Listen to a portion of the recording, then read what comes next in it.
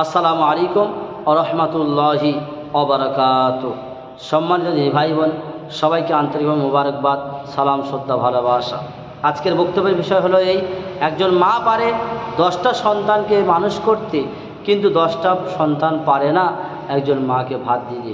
এই প্রসঙ্গে একটি কথা শুনলে আপনার গায়ের পশম খাড়া হয়ে উঠবে, আপনারা প্রত্যেকে শুনবেন। এক ব্যক্তি, তার 4টি নারকেল গাছ ছিল আর একটি সন্তান ছিল। নারকেল গাছে পানি দিতে যাচ্ছে, একটা বালতি করে জগে করে পানি দিতে যাচ্ছিল, আর এরপর তার সন্তানটা এবারে কাঁদছে।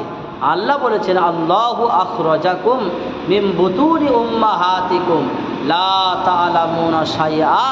আমি আল্লাহ তোমার মায়ের অন্তরে এমন একটি মহব্বত পয়দা করে দিয়েছি, তুমি বিছানায় পড়ে থাকো, ট্যাঁ ট্যাঁ করে কাঁদো, পেশাবের বিছানায় পায়খানায় পড়ে তুমি ট্যাঁ ট্যাঁ করে কাঁদো, কান্না ছাড়া তোমার কোনো ভাষা ছিল না। কিন্তু আমি আল্লাহ তোমার মায়ের গর্ভে, তোমার মায়ের অন্তরে এমন একটি মহব্বত করে দিয়েছি, তোমার কান্নার আওয়াজ যখন মায়ের কানে যায়, মা হাজার কাজ ফেলে দিয়ে সেই বাচ্চাটাকে কোলে তুলে নেয়। যখন সেই বাচ্চা কাঁদছিল আর সেই লোকটি গাছে পানি না দিয়ে তার গলায় পানি দিয়েছিল, তাকে বাঁচিয়েছিল, আর বাঁচানোর পরে ছেলেটা বড় হয়েছে, হয়ে বড় কলকাতা থেকে ডিগ্রি অর্জন করে বড় পয়সা, বিশাল কোটিপতির মালিক, বড় উপার্জনের রাস্তা হয়ে গেছে, চাকরি বাকরি পেয়েছে।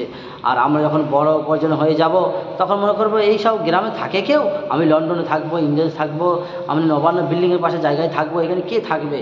চলে গেছে বাপকে ছেড়ে, বাপকে আর দেখে না, বাপ কি খায় দেখে না, বাপের চক্ষু খেয়াল রাখে না। এরপর বাপ সেই নারকেল গাছ যাকে পানি দেয়নি, সে কিন্তু ফল দিয়ে গেছে, সেই নারকেলগুলো নিয়ে বাজারে গিয়ে বসে বিক্রি করছে, আর বলছে, এক বালতি পানি নিয়ে দেখে আর বলছে, সবাইকে উপস্থাপন করছে, নারকেল গাছের গোড়ায় গিয়ে বলছে, নারকেল গাছ রে, সেই দিন আমি তোকে অবহেলা করেছিলাম, তোকে আমি পানি দিইনি, আর ওই সন্তানের মুখে পানি দিয়েছিলাম, সে বড় হয়ে চাকরি উপার্জন করে আমাকে দেখেনি, আর আমি তোকে যে অবমাননা করেছিলাম, তোকে যে পানি দিইনি, অসম্মান করেছিলাম, কিন্তু তুই আমাকে ধোঁকা দিসনি, তুই আমাকে সঠিকভাবে ফল দিয়ে যাচ্ছিস, তোর ফল বিক্রি করে আমি সংসার চালাচ্ছি, আমার এই সন্তানটা দেখে না। আর যখন বাপটা মারা যাবে, মোটেই বাপকে দেখতো না, বুঝেছেন? যখন বাপটা মারা যাবে, হুজুর আমার বাপ রাখো, আমি 3 দিন পর যাব, বড় পানি দিয়ে রাখো, আমি বাপের মুখটা দেখো। এই শয়তান, তুই মুখ দেখে কী করবি রে? তুই মুখ দেখে কী করবি? বাপ মরে গেলে হুজুর বড় কাপড় দিবেন, বড় জানাজা হবে, বড় করে খানা হবে, বড় গরু আনবো হাট থেকে, সবাই মনে করবে যে দেখো কেমন বাপের বেটা, কেমন খাইয়েছি বল, বাপকা বেটা কেমন খাইয়েছি সেটা বল। মারা যাওয়ার আগে কদর করুন, মারা যাওয়ার আগে ভালোবাসুন, মারা যাওয়ার পরে তাকে বড় গরু জবাই করে লোককে খাইয়ে কোনো লাভ নেই, কোনো কাজ হবে না। এই জন্য আমরা আমল করি। আল্লাহ আমাদের আমানত তৌফিক দান করুন। আল্লাহ।